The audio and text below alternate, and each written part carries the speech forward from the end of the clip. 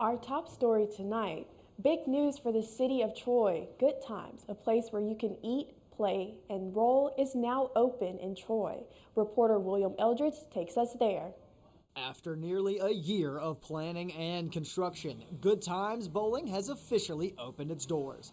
The bowling alley / arcade / food venue offers 16 bowling lanes, a well-stocked arcade area, as well as food and drinks.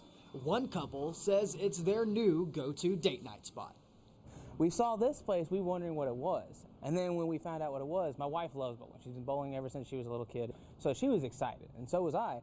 We come here and it's good food, bowling is great, and the arcade's not that bad either. It's a lot of fun, it gives us something to do. She genuinely was just like, can we make this our date night? And we both were just like, yeah, it's kind of fun.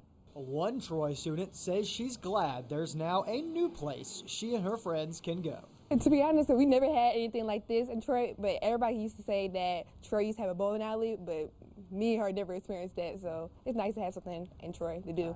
Bowling, I'm going to bowling tonight, actually. And it's nice inside, too. Like, I was expecting that, so. GoodTimes is a chain business that has another location in Auburn. William Eldridge, Troy, TrojanVision News. GoodTimes closes at 10 p.m. Sunday through Thursday and at 11 p.m. Friday and Saturday. Opening hours vary.